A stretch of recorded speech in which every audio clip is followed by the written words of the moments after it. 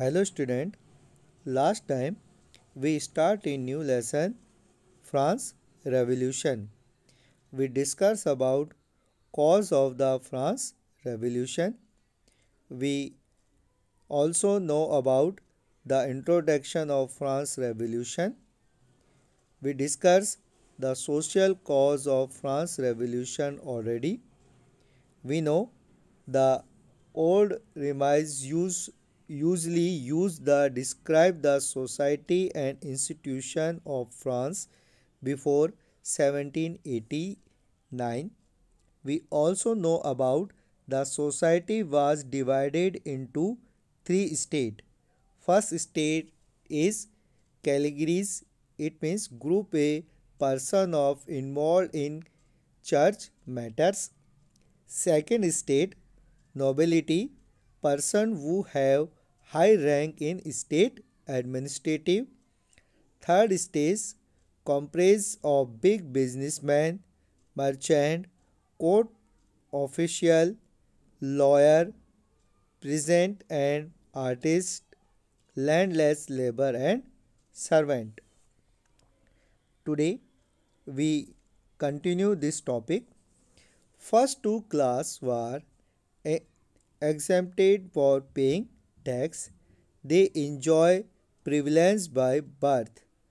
Nobility classes also enjoy federal prevalence, यानी कि इसमें हम देखते हैं कि जो पहले पहले दो वर्ग को करों का भुगतान करने से छूट थी. इट मीन्स जो कैलगरीज यानी जो पादरी लोग होते थे उन्हें, और जो स्टेट एडमिनिस्ट्रेटिव में हाई रैंक के जो ऑफिसर्स होते थे उन्हें किसी तरीके का कोई टैक्स नहीं देना पड़ता था. उन्हें यह अधिकार जन्म से ही प्राप्त था, जिसे विशेष अधिकार यानी कि प्रिविलेंस के रूप में माना जाता था. जितने भी जो नोबिलिटी क्लास के जो होते थे वह भी इस विशेष अधिकार का आनंद लिया करते थे. मतलब जो फर्स्ट स्टेट और जो सेकंड स्टेट है उससे किसी तरीके का कोई टैक्सेस नहीं लिया जाता था.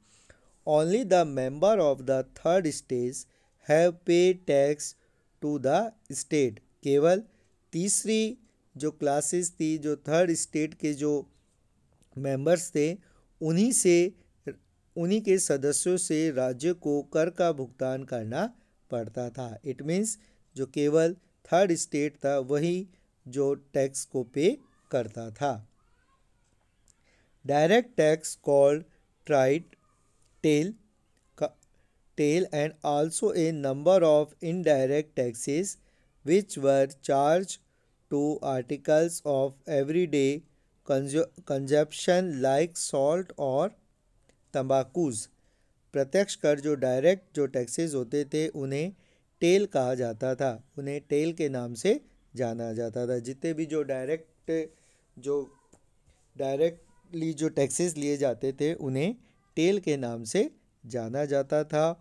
और कई ऐसे जो इनडायरेक्ट टैक्सेस यानी कि अप्रत्यक्ष कर भी थे, जो नमक और तंबाकू जैसे रोज़मर्रा यानी कि डेली यूज़ की जो चीज़ें होती थी उन पर उनको उनकी खपत के लेखों पर लगाया जाता था कि किस तरीके से हम उनका यूज़ करते हैं, उसके अकॉर्डिंग उनसे टैक्स लिया जाता था. ए टैक्स कॉल्ड तीर्थ was also collected by the church from the peasant. यानी कि तीर्थ नामक कर भी चर्च के द्वारा किसानों से एकत्रित किया जाता था. मतलब किसानों से एक चर्च के द्वारा भी एक कर लिया जाता था जिसे तीर्थ के नाम से जाना जाता था. Calgary and nobility were 10% of the population but proposed 60% of land. Third stage was 90% of population but proposed 40% of land. जहाँ फर्स्ट स्टेट और जो सेकंड स्टेट यानी कि जो कैलगरी और जो नोबिलिटी स्टेट थे वह आबादी का जो टोटल पॉपुलेशन थी उसका 10% था, बट उनके पास 60% ऑफ लैंड, 60% भूमि उनके पास थी। जबकि जो थर्ड स्टेट था वो टोटल पॉपुलेशन का 90% था और उनके पास केवल 40% भूमि ही थी। इट मीन्स जो कम लोग थे उनके पास ज़्यादा भूमि थी और ज़्यादा लोगों के पास कम भूमि देखने को मिलती थी। तो इस तरीके से जो हम देखते हैं कि जो सोशल कॉज था, सोशल कॉज में हम देखते हैं कि जो फ्रांस की जो सोसाइटी थी उसको 3 अलग अलग डिफरेंट ग्रुप्स में उसको डिवाइड किया गया था। फर्स्ट और सेकंड ग्रुप से किसी तरीके का कोई टैक्स नहीं लिया जाता था और उन्हें अलग अलग तरीके से प्रिविलेज जो बाय बर्थ यानी कि उन्हें जन्म से ही एक विशेषाधिकार दिए जाते थे। और जो टोटल जो टैक्सेस है वो जो थर्ड जो ग्रुप था, थर्ड स्टेट था, उसी से हर तरीके का कर लिया जाता था। और जो ये कर होते थे उन्हें जो डायरेक्ट टैक्स थे उसे टेल्स कहा जाता था और इनडायरेक्ट टैक्सेस जो डेली यूज़ की जितनी भी जो वस्तुएं होती थी उन्हें उन पर जो अलग से कर लिया जाता था। साथ ही साथ जो टीथ नामक जो कर है वो चर्च के द्वारा किसानों से लिया जाता था। तो सबसे पहला जो कारण था जो सोशल डिफरेंसेस था, जो सामाजिक जो अंतर था, अलग अलग कास्टेज का जो डिवाइजेशन था, वह प्रथम कारण बना था कि जो अपनी फ्रेंच रेवोल्यूशन है उसका पहला कारण बना। और कैलगरी और जो नोबिलिटी जो वर्ल्ड जो पूरे जो फ्रांस की पॉपुलेशन का 10% थी, बट उनके पास जो लैंड का लैंड 60% लैंड उनके पास थी। जबकि जो थर्ड स्टेट था वो पॉपुलेशन का 90% था बट उनके पास ओनली 40% ही जो लैंड थी। तो ये जो सोशल कॉज बना। अब हम पढ़ेंगे economic cause of France revolution, यानी कि जो आर्थिक कारण किस तरीके से जो फ्रेंच रेवोल्यूशन है उसका आर्थिक कारण क्या था। इसमें सबसे पहले पढ़ेंगे सबसेंस क्राइसिस यानी कि सहायक संकट। The population of France rose from about 23 million in 1715 to 80 million in 1787। France की जनसंख्या जो 1715 में 23 मिलियन थी वह बढ़कर 1789 में 28 मिलियन हो गई। जो पॉपुलेशन है वो इंक्रीज होने लगी। The increase the demand of the food gain, however production could not keep pace with the demand, which ultimately increased the price of the food gain। यानी कि जो अन्न जो खाद्यान्न थे, जो खाने योग्य जो वस्तुएं थी, उनकी मांगों में भी वृद्धि हुई। जैसे जैसे पॉपुलेशन बढ़ी तो जो खाने की सामग्री थी, खाद्यान्न थे, उनकी जो डिमांड है वो भी बढ़ने लगी।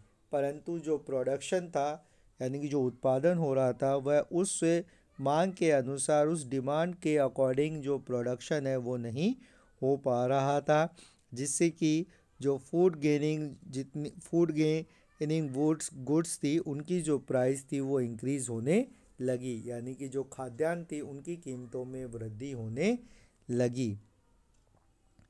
Most worker work as labours in a workshop and they did not see increase in their wages। अधिकांश श्रमिक कार्यशालाओं में यानी जो फैक्ट्रीज होती थी उसमें मजदूर के रूप में काम करते थे, पर उनके वेतन में किसी तरीके की कोई वृद्धि नहीं हुई। जहाँ पर जो वस्तुएं थी, वस्तुओं के जो प्राइस थे वो इंक्रीज होने लगे, परंतु जो लोग थे, जो वर्कर्स थे, जो काम करते थे, उनके जो वेजेस थे, उनका जो वेतन था उसमें किसी तरीके की कोई वृद्धि नहीं हुई। Situation become worst wherever drought और हिल रिड्यूस द हार्वेस्ट, यानी कि जब भी सूखे या ओले ने फसल का कम की तब स्थिति और भी खराब होने लगी, यानी कि जब सूखा पड़ा और जो ओलावृष्टि हुई उसके कारण जब फसल थी वो खराब हुई तो स्थिति और भी खराब होती चली गई। The the lead to security to food gain of substance crisis which start occurring frequently during old remains, यानी कि इसके कारण खाद्यान्न और सब्सिडी संकट की स्थिति पैदा हो गई जो पुराने शासन के दौरान अक्सर देखी जाती थी।